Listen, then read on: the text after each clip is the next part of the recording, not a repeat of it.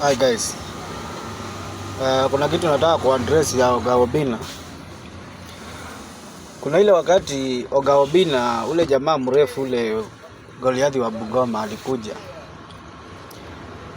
kuinterview na yeye na anaomba kazi. Alimjibu vibaya, akamwambia rudi kwenu sijui nini.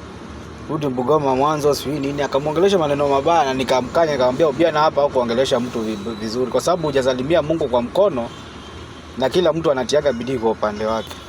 Heri ungemwambia aende, ukipata nafasi utamuita, kuliko kumwambia rudi tena Bungoma nini, ukamwambia yale maneno ulimwambia. Sasa jamaa ndio huyo, Mungu amemsaidia, at least maisha yake yamekuwa mazuri. Hiyo Nairobi alikuwa anaambiwa na Obinna atoke. Obinna anatakanga mtu mwenye anaweza tumia. Nimeanza kumsoma na nimeanza kumuelewa. Obinna alikuwa anamsupport sana, lakini anatakanga mtu anaweza mtumia.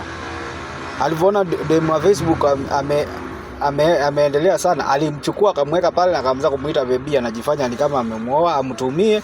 Alafu akigeni chenye alikuwa anataka kugeni kwake, mambo ya pesa nini, ni businessman, anatumia migongo ya wasanii wenzake kuinuka. Ndio maana unaona anakozana hata na Mulamwa anamuuliza kila pale unataka ukue pale.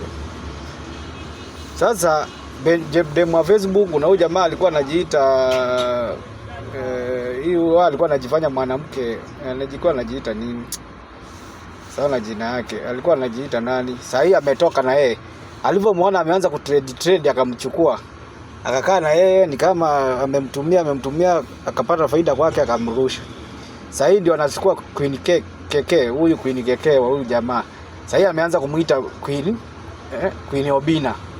Kwa sababu ameona ameanza kutrade na ana vitu ana nini, anamdanganya. Sasa nitakuoa, nitakununulia nyumba keleleshwa, amtumie pia amtupe. Kwa hivyo mzee asipokuwa na akili bado atatupwa hivyo hivyo. Sasa mimi yangu ya kusema ndio hiyo, Obinna wacha kutumia wasanii. Ndio maana uliona nani kalichanuka aka jamaa kanaitwa aka, mnasema kana sura mbaya, kanaiba kanaitwa nani aka, alikajaribu kakamwambia Obinna usinitumie sijui nini, kaliona kanataka kutumika vibaya. Obinna inuke ameze brand yako ka jamaa na kakakuwa kakali sana, kakamsomea mpaka live camera.